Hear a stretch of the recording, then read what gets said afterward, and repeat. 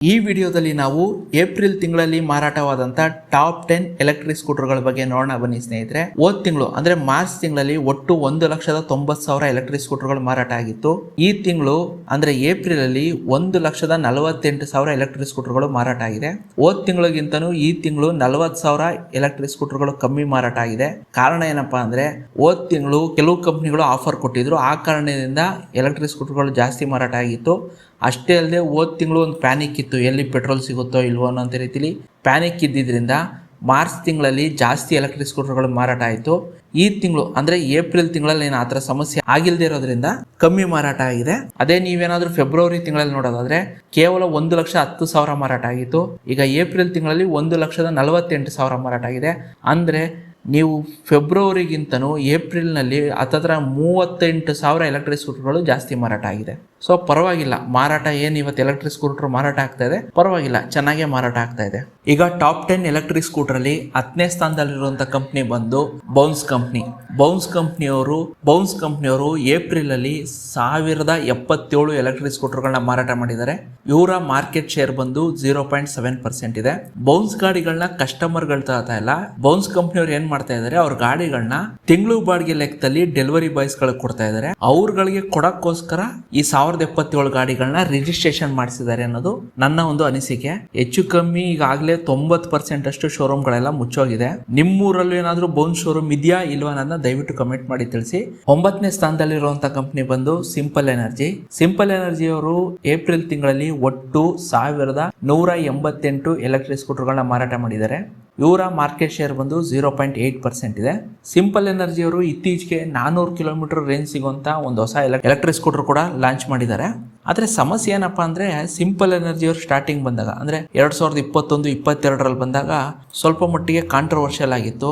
ಮತ್ತೆ ಕೆಲವರು ಹೇಳ್ತಿದ್ರು ಇಲ್ಲ ಇದು ಸ್ಕ್ಯಾಮ್ ಏನೋ ಮಾಡ್ತಾ ಇದಾರೆ ಅಂತ ಎಲ್ಲ ನ್ಯೂಸ್ ಬಂದಿತ್ತು.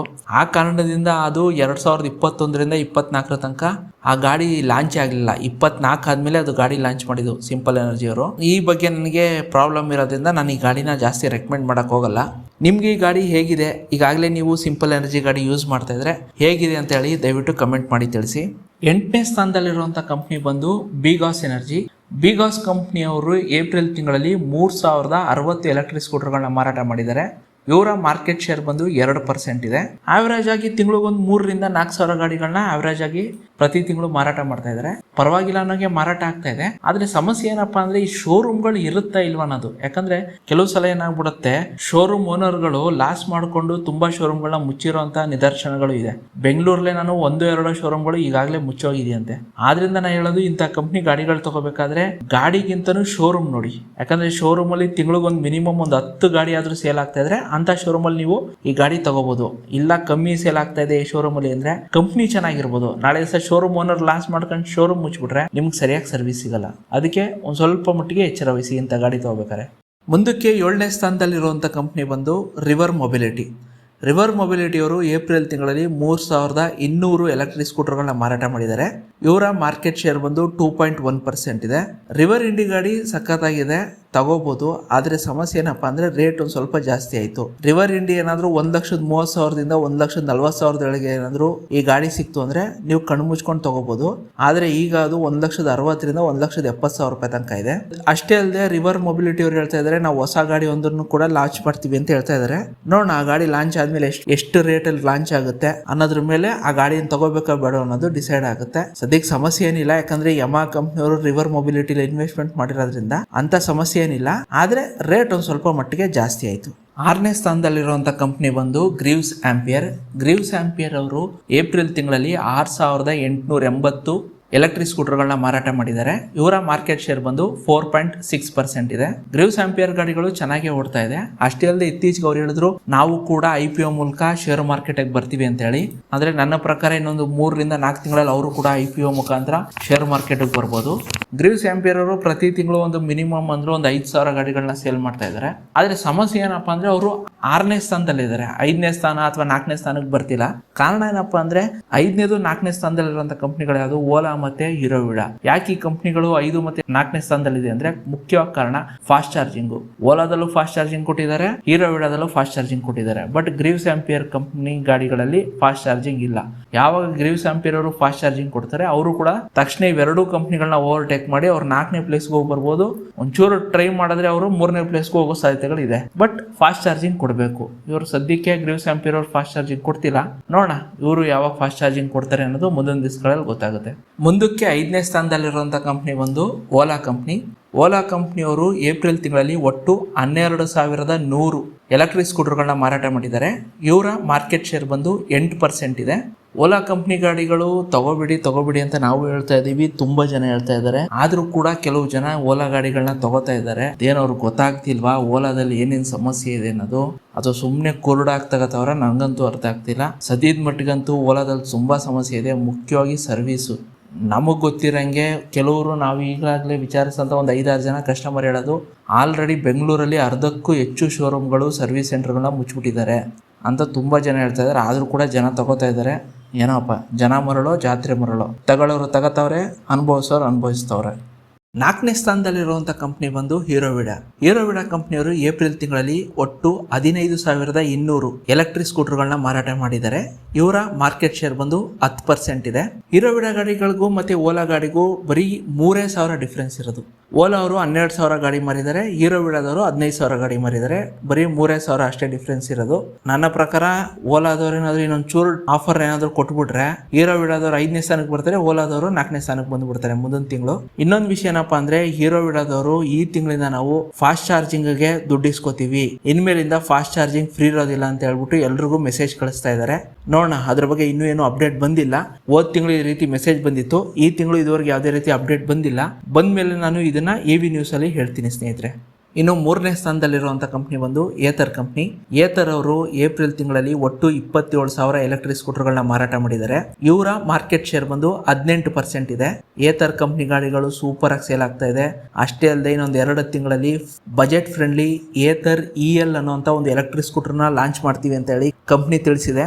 ಆ ಗಾಡಿ ಕೂಡ ಏನಾದರೂ ಸಕ್ಸಸ್ ಆಗ್ಬಿಡ್ತು ಅಂದ್ರೆ ಖಂಡಿತವಾಗ್ಲೂ ಏತರ್ ಈ ವರ್ಷದ ಕೊನೆಯಷ್ಟೊತ್ತಿಗೆ ನಂಬರ್ 1 ಪ್ಲೇಸ್ಗೆ ಹೋಗೋದಂತೂ ಗ್ಯಾರಂಟಿ.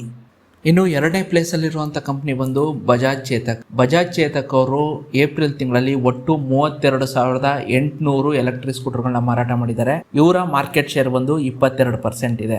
ಬಜಾಜ್ ಚೇತಕ್ ಅವರು 32,800 ಮಾರಾಟ ಮಾಡಿದ್ದಾರೆ. ಏತರ್ ಅವರು ಹತ್ತತ್ರ 27,000 ಎಲೆಕ್ಟ್ರಿಕ್ ಸ್ಕೂಟರ್ಗಳನ್ನ ಮಾರಾಟ ಮಾಡಿದ್ದಾರೆ. ಇಬ್ರಿಗೂ ಹತ್ತತ್ರ ಒಂದು 6,000 ಡಿಫ್ರೆನ್ಸ್ ಇದೆ ಅಷ್ಟೇ. ನನ್ನ ಪ್ರಕಾರ ಏನಾದರೂ ಏತರ್ EL ಏನಾದರೂ ಲಾಂಚ್ ಆಗಿ ಸಕ್ಸಸ್ ಆಗೋಯ್ತು ಅಂದ್ರೆ ಬಜಾಜ್ 3ನೇ ಪ್ಲೇಸ್ಗೆ ಬರುತ್ತೆ, ಏತರ್ 2ನೇ ಪ್ಲೇಸ್ಗೆ ಬರುತ್ತೆ. ಆದಷ್ಟು ಬೇಗ ಬಜಾಜ್ ಚೇತಕ್ ಅವರು ಒಂದು ಹೊಸ ಮಾಡೆಲ್ನ ಲಾಂಚ್ ಮಾಡಬೇಕು, ಆಗ ಮಾತ್ರ ಇವರು 2ನೇ ಪ್ಲೇಸಲ್ಲೇ ಉಳಿತಾರೆ. ಇಲ್ಲ ಅಂದ್ರೆ ಆದಷ್ಟು ಬೇಗ ಇವರು 3ನೇ ಪ್ಲೇಸ್ಗೆ ಹೋಗ್ತಾರೆ. ಇನ್ನು 1ನೇ ಸ್ಥಾನದಲ್ಲಿರುವಂಥ ಕಂಪ್ನಿ ಬಂದು ಒನ್ ಆ್ಯಂಡ್ ಓನ್ಲಿ TVS ಕಂಪ್ನಿಯವರು ಏಪ್ರಿಲ್ ತಿಂಗಳಲ್ಲಿ ಒಟ್ಟು 37,600 ಎಲೆಕ್ಟ್ರಿಕ್ ಸ್ಕೂಟರ್ಗಳನ್ನ ಮಾರಾಟ ಮಾಡಿದ್ದಾರೆ. ಇವರ ಮಾರ್ಕೆಟ್ ಶೇರ್ ಒಂದು 25% ಇದೆ. ಅಂದರೆ ಇಂಡಿಯಾದಲ್ಲಿ 4 ಎಲೆಕ್ಟ್ರಿಕ್ ಸ್ಕೂಟರ್ ಮಾರಾಟ ಆದರೆ ಅದರಲ್ಲೊಂದು TVS ಕಂಪ್ನಿ ಗಾಡಿ. TVS ಕಂಪ್ನಿಯವರು ಕಳೆದ 1 ವರ್ಷದಿಂದ ಕೂಡ ನಂಬರ್ 1 ಪ್ಲೇಸಲ್ಲೇ ಇದ್ದಾರೆ. ಸದ್ಯದ ಮಟ್ಟಿಗೆ ಯಾವ ಕಂಪ್ನಿ ಕೂಡ TVS ಅವ್ರನ್ನ ಮುಟ್ಟೋ ರೀತಿಲಿಲ್ಲ. ಇನ್ನೂ ಒಂದು 6 ತಿಂಗಳು 1 ವರ್ಷದ ತನಕ TVS ಅವ್ರು ನಂಬರ್ 1 ಪ್ಲೇಸಲ್ಲೇ ಇರ್ತಾರೆ. ಇನ್ನು ಈಗ ನಾವು ಎಲೆಕ್ಟ್ರಿಕ್ ಬೈಕ್ನ ನೋಡೋದಾದರೆ ಏಪ್ರಿಲ್ ತಿಂಗಳಲ್ಲಿ ಅಲ್ಟ್ರಾವೈಲೆಟ್ ಕಂಪ್ನಿ ಒಟ್ಟು 348 ಎಲೆಕ್ಟ್ರಿಕ್ ಬೈಕ್ಗಳನ್ನ ಮಾರಾಟ ಮಾಡಿದೆ. ಹಾಗೆಯೇ ರಿವಾಲ್ಟ್ ಕಂಪ್ನಿಯವರು ಏಪ್ರಿಲ್ ತಿಂಗಳಲ್ಲಿ ಒಟ್ಟು 915 ಎಲೆಕ್ಟ್ರಿಕ್ ಬೈಕ್ಗಳನ್ನ ಮಾರಾಟ ಮಾಡಿದ್ದಾರೆ. ಎಲೆಕ್ಟ್ರಿಕ್ ಬೈಕ್ಗಳು ಇಷ್ಟೇ, ಈ ರೇಂಜಲ್ಲೇ ಮಾರಾಟ ಆಗೋದು, ಇದ್ರ ಮೇಲೆ ಜಾಸ್ತಿ ಮಾರಾಟ ಆಗೋಲ್ಲ. ಯಾಕಂದರೆ ಜನ ಎಲೆಕ್ಟ್ರಿಕ್ ಸ್ಕೂಟ್ರ್ ತೊಗೋತಾರೆ ಹೊರತು ಎಲೆಕ್ಟ್ರಿಕ್ ಬೈಕ್ಗಳನ್ನ ಜಾಸ್ತಿ ಯಾರೂ ತೊಗೋತಿಲ್ಲ. ಇತ್ತೀಚೆಗೆ ರಾಯಲ್ ಎನ್ಫೀಲ್ಡ್ ಕೂಡ ಫ್ಲೈಯಿಂಗ್ ಅನ್ನುವಂಥ ಒಂದು ಹೆಸರಲ್ಲಿ ಎಲೆಕ್ಟ್ರಿಕ್ ಬೈಕ್ನ ಲಾಂಚ್ ಮಾಡಿದೆ. ನೋಡೋಣ ಮುಂದಕ್ಕಾದ್ರೂ ಎಲೆಕ್ಟ್ರಿಕ್ ಬೈಕ್ಗಳನ್ನ ಜಾಸ್ತಿ ಜನ ತಗೋತಾರೆ ಇಲ್ವ ಅನ್ನೋದು ಮುಂದಿನ ದಿವಸಗಳಲ್ಲಿ ಗೊತ್ತಾಗುತ್ತೆ. ಸದ್ಯಕ್ಕೆ ಮಟ್ಟಿಗೆ ಎಲೆಕ್ಟ್ರಿಕ್ ಸ್ಕೂಟರ್ಗಳೇ ಜಾಸ್ತಿ ಮಾರಾಟ ಆಗ್ತಿರೋದು, ಎಲೆಕ್ಟ್ರಿಕ್ ಬೈಕು ತುಂಬ ಕಮ್ಮಿ ಮಾರಾಟ ಆಗ್ತಾಯಿದೆ. ಇನ್ನು ಎಲೆಕ್ಟ್ರಿಕ್ ಕಾರ್ ವಿಷಯಕ್ಕೆ ಬರೋದಾದರೆ 1ನೇ ಸ್ಥಾನದಲ್ಲಿರುವಂಥ ಕಂಪ್ನಿ ಬಂದು ಟಾಟಾ ಕಂಪ್ನಿ. ಟಾಟಾ ಕಂಪ್ನಿಯವರು ಏಪ್ರಿಲ್ ತಿಂಗಳಲ್ಲಿ ಒಟ್ಟು 8,500 ಎಲೆಕ್ಟ್ರಿಕ್ ಕಾರ್ಗಳನ್ನ ಮಾರಾಟ ಮಾಡಿದ್ದಾರೆ. ಕಳೆದ 5 ವರ್ಷದಿಂದನೂ ಟಾಟಾ ಕಂಪ್ನಿನೇ ನಂಬರ್ 1 ಪ್ಲೇಸಲ್ಲಿ ಇರೋದು. ಯಾಕಂದರೆ ಗಾಡಿಗಳು ಚೆನ್ನಾಗಿದೆ, ತುಂಬ ಮಾಡಲಿದೆ, ಮತ್ತು ಫಸ್ಟ್ ಮೂವರ್ ಅಡ್ವಾಂಟೇಜ್ ಅಂತಾರಲ್ಲ, ಅಂದರೆ ಮಾರ್ಕೆಟ್ಗೆ ಫಸ್ಟ್ ಎಲೆಕ್ಟ್ರಿಕ್ ಕಾರ್ ತಂದಿದೆ ಟಾಟಾ ಕಂಪ್ನಿ. ಆದ್ದರಿಂದ ಜನ ಏನು ಮಾಡ್ತಾಯಿದ್ದಾರೆ, ಟಾಟಾ ಕಂಪ್ನಿ ಕಾರ್ಗಳನ್ನ ತೊಗೋತಾ ಇದ್ದಾರೆ. ಇನ್ನು ಎರಡನೇ ಸ್ಥಾನದಲ್ಲಿರುವಂಥ ಕಂಪ್ನಿ ನೋಡೋದಾದರೆ ಮಹೇಂದ್ರ ಕಂಪ್ನಿ ಎರಡನೇ ಸ್ಥಾನದಲ್ಲಿದೆ. ಮಹೇಂದ್ರ ಕಂಪ್ನಿ ಏಪ್ರಿಲ್ ತಿಂಗಳಲ್ಲಿ ಒಟ್ಟು 5400 ಎಲೆಕ್ಟ್ರಿಕ್ ಕಾರ್ಗಳನ್ನ ಮಾರಾಟ ಮಾಡಿದೆ. ಹೋದ ತಿಂಗಳು MG ಕಂಪ್ನಿ ಎರಡನೇ ಸ್ಥಾನದಲ್ಲಿತ್ತು. ಈಗ ಮಹೇಂದ್ರ ಕಂಪ್ನಿ ಎರಡನೇ ಸ್ಥಾನಕ್ಕೆ ಏರಿಕೆ ಆಗಿದೆ. ಮೂರನೇ ಸ್ಥಾನಕ್ಕೆ MG ಕಂಪ್ನಿ ಕುಸಿದಿದೆ. ಮಹೇಂದ್ರ ಕಂಪ್ನಿ ಕಾರ್ಗಳು ಸಕ್ಕತ್ತಾಗಿ ಓಡ್ತಾ ಇದೆ. ಮುಖ್ಯವಾಗಿ ಅವ್ರದ್ದು BE6 ಅದಂತೂ ಸೂಪರಾಗಿ ಓಡ್ತಾ ಇದೆ.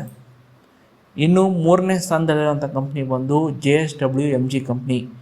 MG ಕಂಪ್ನಿಯವರು ಏಪ್ರಿಲ್ ತಿಂಗಳಲ್ಲಿ ಒಟ್ಟು 4950 ಎಲೆಕ್ಟ್ರಿಕ್ ಕಾರ್ಗಳನ್ನ ಮಾರಾಟ ಮಾಡಿದ್ದಾರೆ. ಈ ಮುಖಾಂತರ MG ಕಂಪ್ನಿಯವರು ಮೂರನೇ ಸ್ಥಾನಕ್ಕೆ ಕುಸಿತಿದ್ದಾರೆ. ಇದು ಒಳ್ಳೆ ನ್ಯೂಸು. ನಂಬರ್ 1 ಪ್ಲೇಸಲ್ಲಿ ಟಾಟಾ ಇದೆ, ನಂಬರ್ 2ಲಿ ಮಹೇಂದ್ರ ಇದೆ. ಎರಡು ಕೂಡ ಇಂಡಿಯನ್ ಕಂಪ್ನಿ. ಇವೆರಡು ನಂಬರ್ 1 ನಂಬರ್ 2 ಪ್ಲೇಸಲ್ಲಿರೋದು ತುಂಬ ಸಂತೋಷದ ವಿಷಯ ಅಂತಲೇ ಹೇಳಬೇಕು. ನಿಮಗೆ ಈ ವಿಡಿಯೋ ನೋಡಿ ನಿಮ್ಗೆ ಏನಿಸ್ತು ಅನ್ನೋದನ್ನ ದಯವಿಟ್ಟು ಕಮೆಂಟ್ ಮಾಡಿ ತಿಳಿಸಿ. ಅಷ್ಟೇ.